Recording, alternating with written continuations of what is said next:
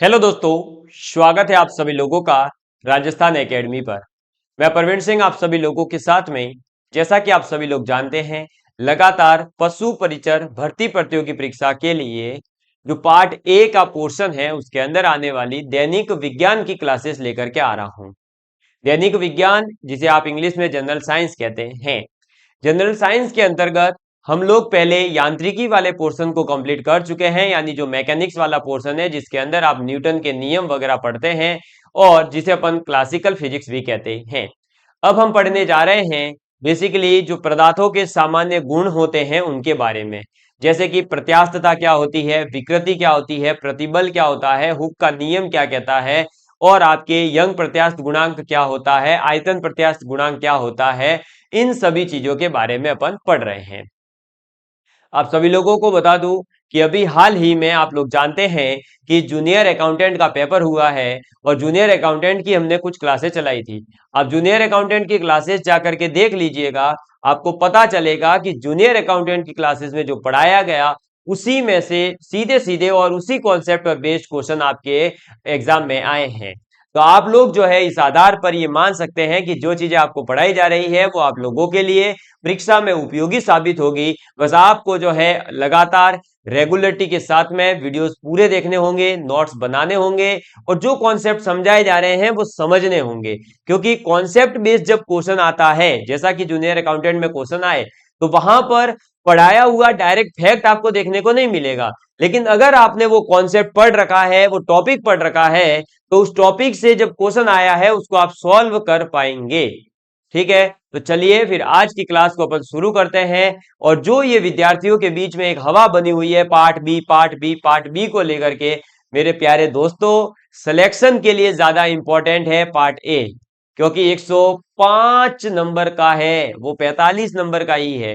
मैं ये नहीं कह रहा हूं पार्ट बी नहीं पढ़ना है, लेकिन आप प्लीज जो है इस चीज की हवा से बाहर निकले। ये पहली बार भर्ती आई है तो इसमें बहुत जो है एकदम इस भर्ती को ऐसे एक वे में बताया जा रहा है जैसे कि ये कोई अद्भुत वैकेंसी है और इस वैकेंसी को पार करते ही जैसे आप भगवान वगैरह बनने वाले हैं।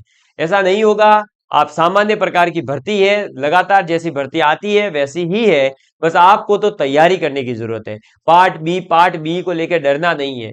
जैसे ही कुछ नई सब्जेक्ट आती है तो हर बार यही होता है और हर बार जो है ऐसे ही विद्यार्थी कुछ गुमराह हो जाते हैं। हमें गुमराह नहीं होना है और हमें पेशेंस के साथ में जो टॉपिक दे रखे हैं उन टॉपिक से रिलेटेड जो जो चीजें होती है वो पढ़ने की जरूरत है। ठीक है, चलिए अपन बात करते हैं साइंस की। तो हम कल हुक्स के लॉ तक पढ़ चुके हैं। हुक्स का लॉ क्या कहता है, हुक्स का नियम क्या कहता है। हुक्स का नियम यही कहता है कि जो प्रतिबल होता है वो डायरेक्टली प्रोपोर्शनल होता है विकृति के। ठीक है, आज हम पढ़ने जा रहे हैं अब हम इसके बारे में, विकृति के बारे में, कि आखिर ये विकृति जो स्ट्रेन वर्ड है वो है क्या। तो हेडिंग डालिएगा विकृति के बारे में, तो लिखिए विकृति। विकृति जिसे आप स्ट्रेन कहते हैं, क्या कहते हैं, स्ट्रेन कहते हैं। ठीक है, देखिएगा विकृति या स्ट्रेन का मतलब क्या होता है।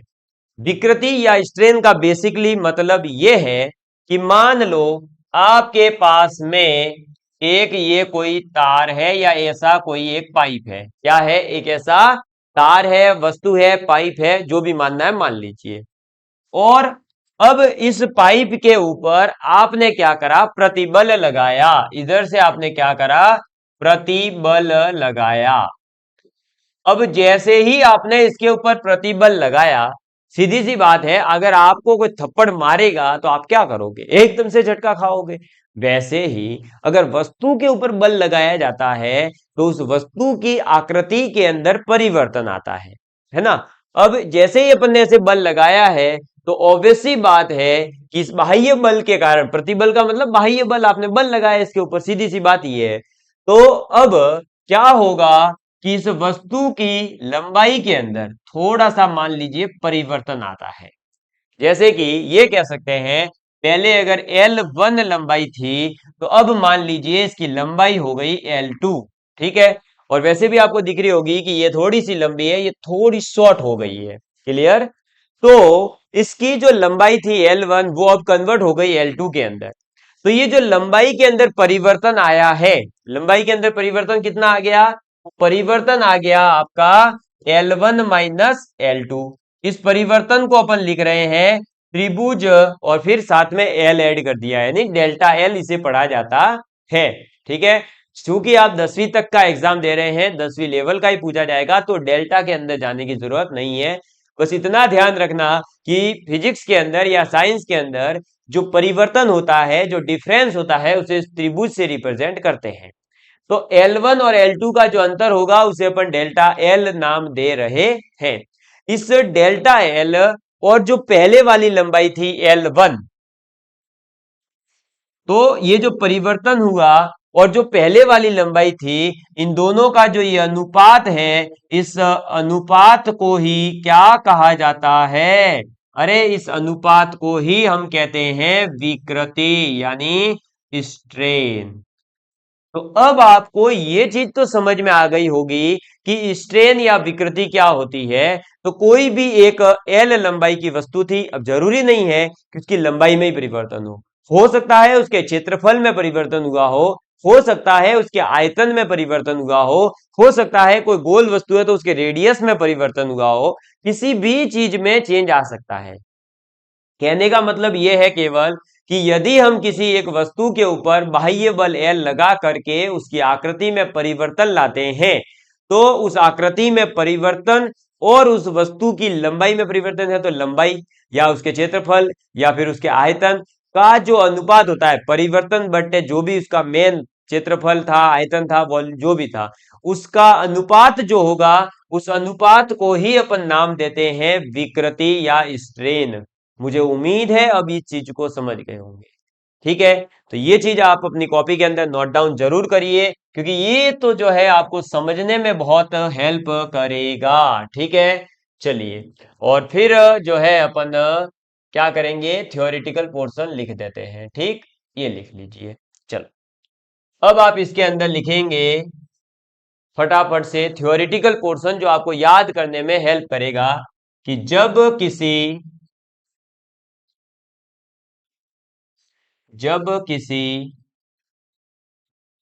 वस्तु जब किसी वस्तु पर बाह्य बल लगाया जाता है, क्या किया जाता है, बाह्य बल लगाया जाता है, तो वस्तु की तो वस्तु की तो वस्तु की आकृति में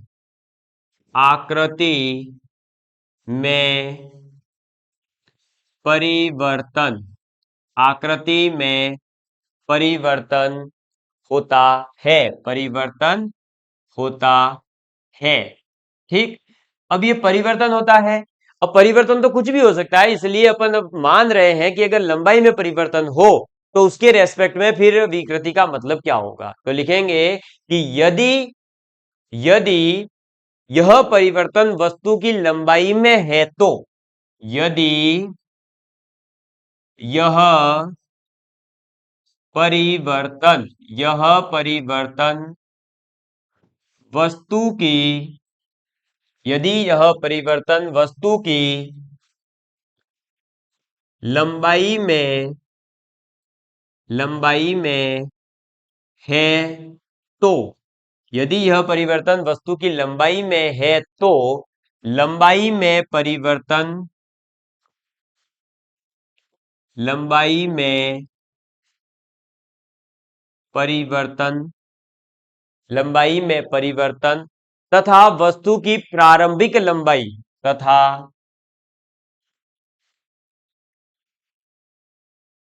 वस्तु की प्रारंभिक लंबाई वस्तु की प्रारंभिक लंबाई यानी इनिशियल लेंथ के अनुपात, प्रारंभिक लंबाई के अनुपात को विकृति कहते हैं, को विकृति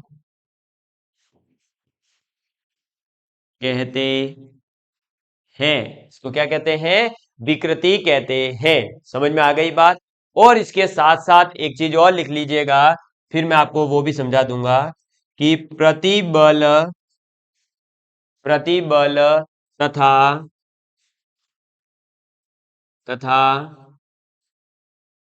विकृति के प्रतिबल और विकृति के अनुपात को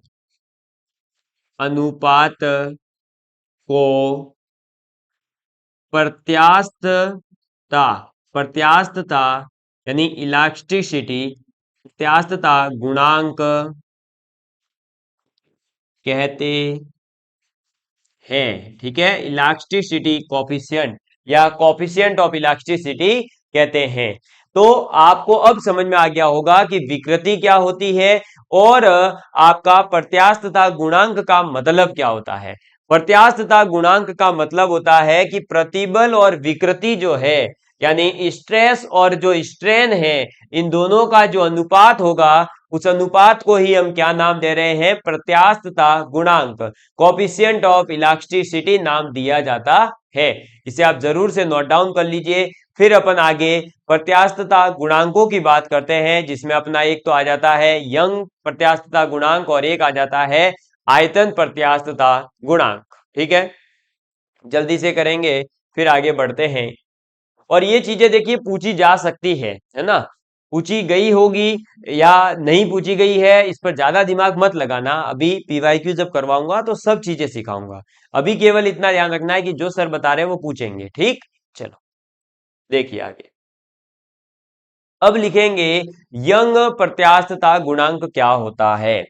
ठीक, लिखिए यंग प्रत्यास्थता, यंग्स इलेक्ट्रिसिटी कॉफिशिएंट यानी यंग प्रत्यास्थता गुणांक। अब यंग प्रत्यास्थता गुणांक क्या होता है? यंग प्रत्यास्थता गुणांक का मतलब है कि कोई भी वस्तु के ऊपर जब आप जो बल लगा रहे हैं, प्रतिबल, मैं उसी बल को कह रहा हूं है ना, वैसे जो स्ट्रेस वाले की बात नहीं कर रहा हूं मैं, बल यानी प्रतिबल ही पढ़ रहा हूं इस चैप्टर में। तो बल जो आप लगाते हैं, उस बल के प्रभाव से उसके अंदर कोई ना कोई विकृति तो उत्पन्न होगी। अब जो विकृति उत्पन्न हुई है वो, और जो वस्तु की लंबाई है, उस लंबाई में अगर कोई परिवर्तन आया है, तो फिर प्रत्यास्थता गुणांक का नाम क्या हो जाता है? यंग प्रत्यास्थता गुणांक। इसका मतलब क्या हुआ कि जो उत्पन्न हुई विकृति, अगर वो विकृति वस्तु की लंबाई के अंदर होती है ना, विकृति किसमें आ जाए? वस्तु की लंबाई में, तो फिर उसी प्रत्यास्थता गुणांक को अपन क्या कह देते हैं? यंग प्रत्यास्थता गुणांक कहते हैं। तो सर आयतन प्रत्यास्थता गुणांक क्या होता है? तो आयतन प्रत्यास्थता गुणांक का मतलब है कि यदि विकृति वस्तु के आयतन में हुई है, तो उसे कहेंगे आयतन प्रत्यास्थता गुणांक। ठीक है, तो अब इसके अंदर आप लिखेंगे यंग प्रत्यास्थता गुणांक के अंदर कि यदि वस्तु पर आरोपित बल के प्रभाव से, लिखिएगा, मैं सब शॉर्टकट में लिखवा रहा हूं कि बल के प्रभाव से यदि लंबाई में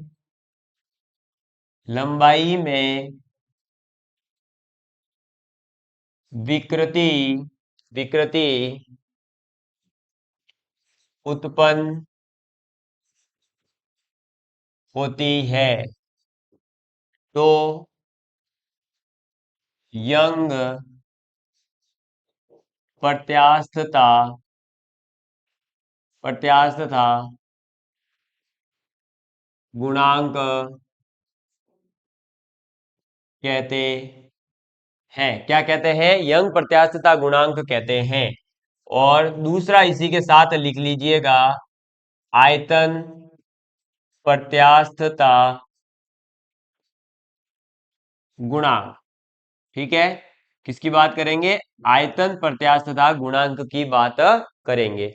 आयतन प्रत्यास्थता गुणांक का मतलब है कि बल के प्रभाव से आयतन में विकृति, आयतन में विकृति उत्पन्न उत्पन्न होती है तो आयतन प्रत्यास्थता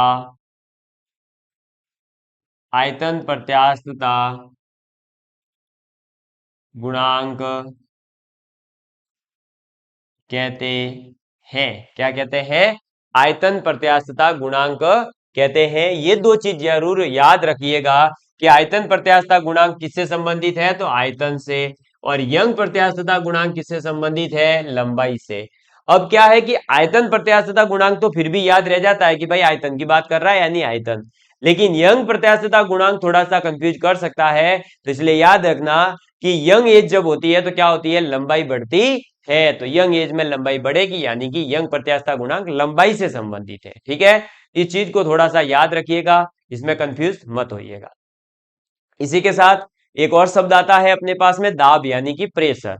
तो जो प्रतिबल होता है वो और दाब लगभग समान ही होते हैं, इसलिए यहां पर दाब के बारे में भी आप लिख ही लीजिए। दाब यानी कि आपका प्रेशर। ठीक, चलो प्रेशर की बात करते हैं तो लिखेंगे कि प्रति एकांक क्षेत्रफल पर लगने वाला, प्रति एकांक क्षेत्रफल पर यूनिट एरिया, प्रति एकांक क्षेत्रफल पर लगने वाले बल, प्रति एकांक क्षेत्रफल पर लगने वाले को बल को दाब यानी प्रेशर कहते हैं। क्या कहते हैं? दाब, प्रेशर कहते हैं। ठीक है, और दाब बराबर होता क्या है? तो दाब का मतलब होता है आपके बल बट्टे क्षेत्रफल। ठीक है, इसका मतलब अपन ये कह सकते हैं कि P बराबर हो जाएगा F अपॉन में A। तो यहां से एक रिलेशन निकल कर आता है कि F बराबर होता है PA। ठीक है, तो फोर्स इज इक्वल टू क्या होता है? PA। F is equal to क्या होता है? PA, दाब इंटू क्षेत्रफल। अब क्या होता है कि हमें यह पता होता है कि दाब होता क्या है? तो प्रति एकांक क्षेत्रफल पर लगने वाला बल। अब एग्जाम में आ गया कि F बराबर PA, बताओ सही है कि गलत है? तो अब वहां पर आपको ये चीज पता होनी चाहिए कि प्रति एकांक क्षेत्रफल पर लगने वाले बल को अपन ऐसे भी लिख सकते हैं, दाब बराबर बल बट्टे क्षेत्रफल। और दाब को प्रेशर कहते हैं, P से रिप्रेजेंट करते हैं। बल यानी फोर्स F से रिप्रेजेंट करते हैं। और क्षेत्रफल यानी एरिया यानी A। P बराबर F अपॉन A, तो F बराबर हो जाएगा PA। समझ में आ गई बात? क्लियर? अब ऑब्वियस सी बात है कि इसका मात्रक भी पता होना चाहिए। तो आपके दाब का जो मात्रक होता है वो होता है, एक तो आप याद रखना पास्कल। अगर पास्कल दिखे तो well and good, pascal exam में नहीं दिखेगा तो न्यूटन पर मीटर स्क्वायर दिखेगा, यानी न्यूटन फिर स्लैश और फिर मीटर स्क्वायर। और इसी के साथ एक बात और याद रखना कि ये एक क्या होती है?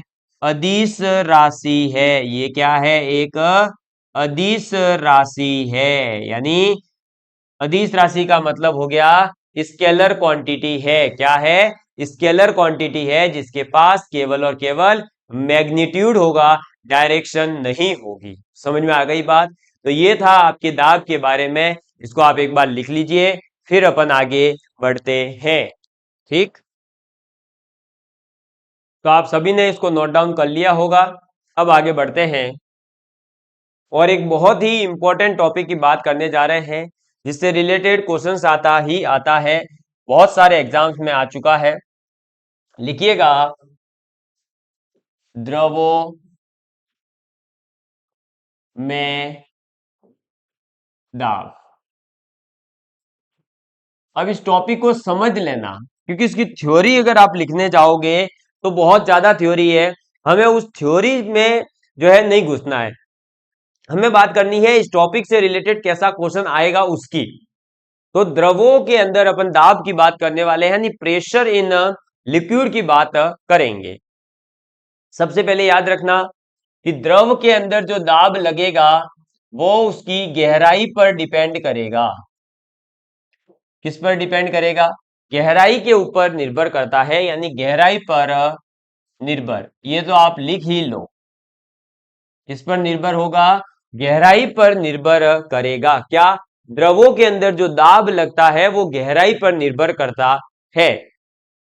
कैसे सर? देखिए, इसमें जो क्वेश्चन आएगा वो ही मैं डिस्कस कर रहा हूं।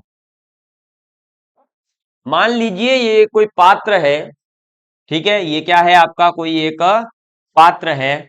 इस पात्र के अंदर मैं बहुत सारे अलग अलग 3-4 पॉइंट्स ले रहा हूं। मान लीजिए एक ये लिया, एक ये लिया, एक ये लिया और एक इधर ले लिया, ठीक है। और ये पात्र पूरा का पूरा जल से भरा हुआ है, ये भी जरूर मान ले रहे हैं ना। देखो मैं थोड़ा थोड़ा सा तो कर रहा हूं, बाकी ज्यादा ड्राइंग करूंगा नहीं। ये देखो ऐसे पानी की जगह फिर ये समुद्र बन जाएगा, इसलिए बड़ी बड़ी लाइनें खींच देता हूं, ठीक है। ये देखिएगा,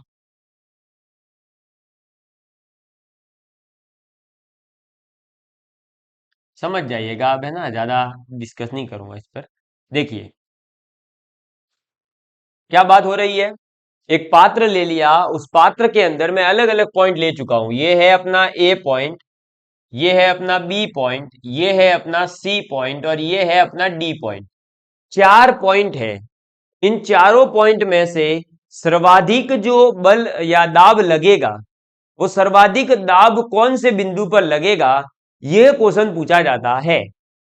तो सबसे अधिक जो दाब लगता है, प्रेशर लगता है, वो उस पॉइंट के ऊपर लगता है जो सबसे गहराई में स्थित होता है, ठीक है। इसका मतलब क्या हो गया कि पात्र का जो तला है, ये जो आधार होता है, ये जो तल होता है, जो भी बिंदु इस तल के जितना पास जाता है उसके ऊपर उतना ही दाब बढ़ता जाता है। तल के पास में जो जितना बिंदु पहुंचेगा उतना ही वहां पर क्या होगा? दाब बढ़ेगा। समझ में आ गई बात? इसका मतलब अगर हम बात करें कि ए बी सी डी ये जो 4 बिंदु है, इन 4 बिंदुओं के ऊपर दाब का क्रम क्या होगा, यानी दाब सर्वाधिक कहां लगेगा, फिर कहां लगेगा, फिर सबसे कम कहां लगेगा।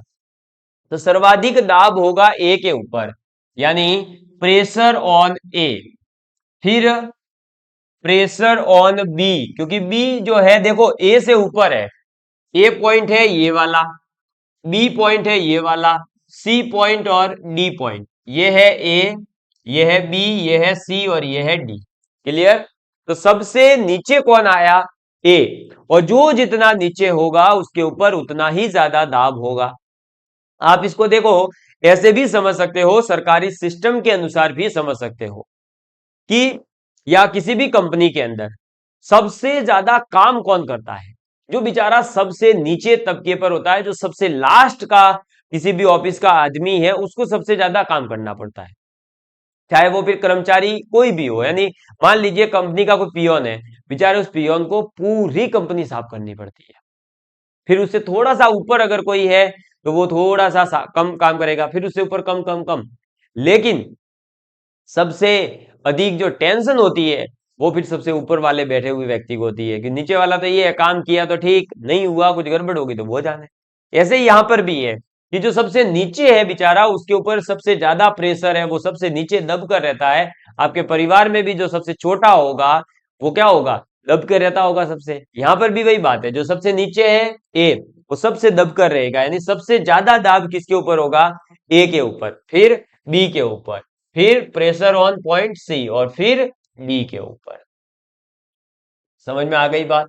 तो ए बी सी डी ये जो 4 बिंदु है, इन चारों बिंदुओं पर दाब का क्या क्रम होगा वो हमें पता होना चाहिए। अब ऐसा जरूरी नहीं है 4 ही पॉइंट होंगे, एग्जाम में 5वां पॉइंट पूछ के भी क्वेश्चन आ सकता है, या 2 पॉइंट का ही पूछ ले कि ज्यादा प्रेशर किस पे होगा, तो जो जितना नीचे हो उसके ऊपर ज्यादा दाब लगेगा। इस चीज का जरूर ध्यान रखिएगा। एक चीज और याद रखना कि जो अपना बर्तन है, जो पात्र है, उसके ऊपर अब एक तो देखो ये वाला जो है जैसे ए, इसके ऊपर एक तो इस द्रव का दाब अलग से लग रहा है और एक इस पूरे के पूरे ऊपर से जो लग रहा होगा, इस बर्तन के मेन ऊपर वाली जो लेयर होगी पानी की या किसी भी लिक्विड की, उसके ऊपर जस्ट एक और दाब लगता है। उसे अपन कहते हैं एटमॉस्फेरिक प्रेशर यानी एटीएम, पीएटीएम यानी प्रेशर ऑफ एटमॉस्फेयर, यानी वायुमंडलीय दाब जरूर लगेगा। क्या लगेगा? वायुमंडलीय दाब जो है वो लगता है, और वो कहां लगता है? बर्तन के सबसे ऊपर वाली लेयर के ऊपर। क्लियर? कर लीजिए इसको नोट, और मुझे उम्मीद है कि आप इस चीज को अब समझ गए होंगे। तो इसको मैं पूरा का पूरा थ्योरेटिकल फॉर्म में भी लिखवा देता हूं, अलग अलग पॉइंट में। जैसे सबसे पहला आप यहां ये बनाने के बाद लिखिएगा कि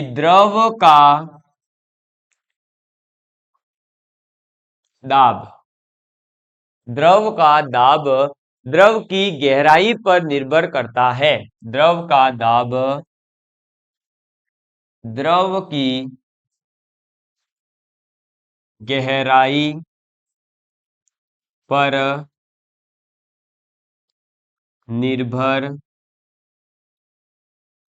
करता है। ठीक है, इसके ऊपर निर्भर करता है द्रव की गहराई पर।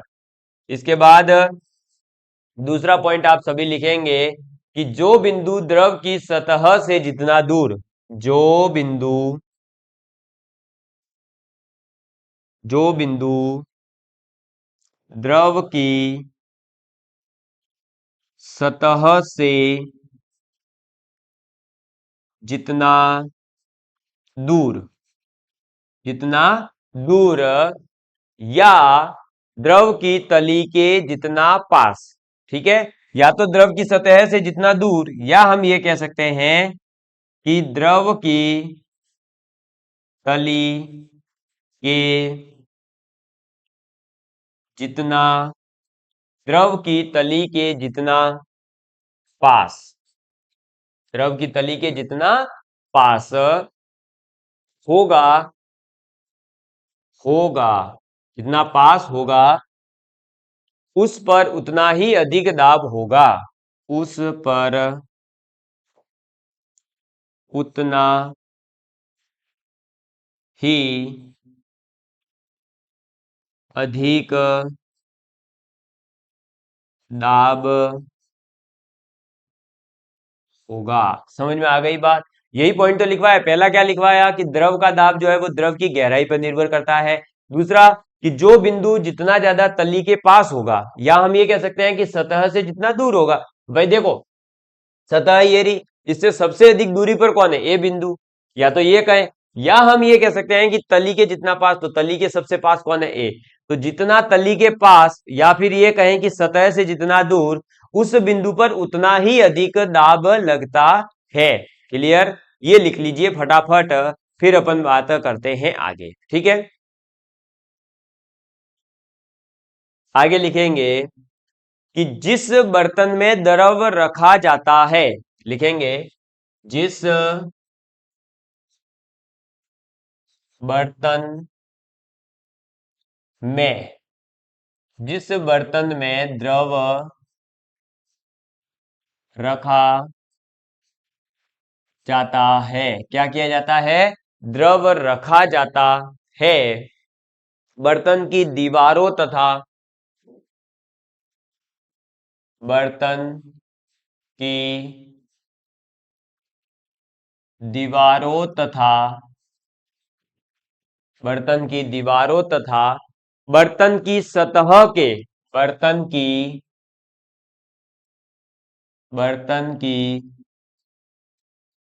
सतह बर्तन की सतह के प्रति एकांक क्षेत्रफल पर यूनिट एरिया, प्रति एकांक क्षेत्रफल प्रति एकांक क्षेत्रफल पर लगने वाले बल को पर लगने लगने वाले बल को बल को बल को द्रव का द्रव का दाब द्रव का दाब यानी प्रेशर ऑफ लिक्विड, तो द्रव का दाब कहते हैं। ठीक है, क्या कहते हैं? द्रव का दाब कहते हैं।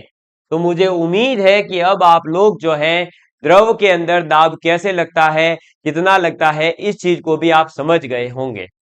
दाब का मान कैसे निकाला जाता है, ये हाइट पर क्यों डिपेंड करता है, सब चीजों की बात की जाएगी, है ना। जैसे जैसे अपन आगे बढ़ेंगे आपको साइंस में पढ़ने का मजा ही अलग आने वाला है।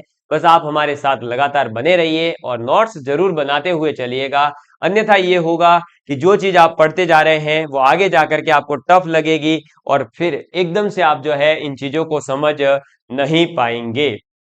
अब पास्कल का नियम, आर्किमिडीज का नियम वगैरह, इन सभी के बारे में, उत्प्लावक बल के बारे में आगे अपन पढ़ने वाले हैं। ठीक है, तो मिलते हैं अगली क्लास के अंदर।